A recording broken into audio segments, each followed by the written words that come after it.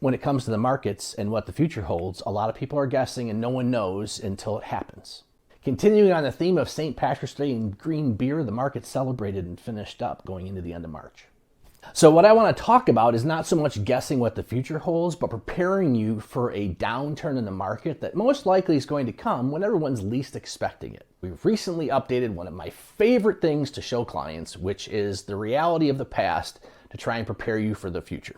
When it comes to the market, there's what you actually feel and experience every day, and then there's what actually happens. And ironically, those are often two different things.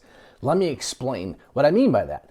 Let's go back to the year of COVID, right? We felt that year of COVID, fear, panic, worry. In fact, the market sold off 34% in almost 30 days, and it was like your portfolio and your investments just got hammered.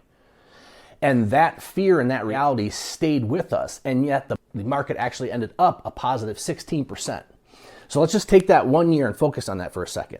The market started the year in the month of March, dropped almost 34%, and then by the end of the year completely recovered so that for the entire year, the portfolio that you left alone advanced by 16%.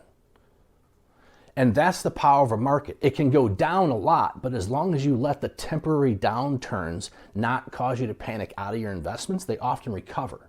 So why am I bringing this up? Well, because we've advanced the last year or two and we're advancing again this year. And at some point in here, I would expect us to have what would be a normal 15% correction or decline in just the general markets. And if you put that in real dollars, if you take $1 million and apply that number, it's like, okay, you're going to have a portfolio fluctuation of $150,000. Or if you have 100 grand, it's going to fluctuate $15,000. And what are you going to do? My hope is nothing. As a client, what you do is you don't react to those things. And how can you not react to those things? How do you prepare yourself for that? One is to realize how normal they are. The second is to realize as long as you've set aside an emergency fund or a cash reserve, so the money that you need in the next 12 to 24 months is set aside, that you can go to it and that didn't fluctuate, it'll give you the ability to understand you don't have to react to that. I want to remind clients of what history has to show is that the market on any given year, on average, declines 15%, sometime in that 12-month calendar period. And yet, over time, compounds at 10%, which means the markets completely make up that downturn and then continue that advance. That's what history has to show. Let's make sure we have those reserves set aside, and then just let the markets do what they do.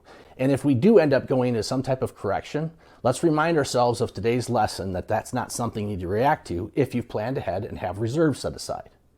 That's what we try and do for our clients. If your advisor is not talking to you about making sure what you should have outside of the market sitting in a reserve or sitting in cash, why don't you come have a conversation with us?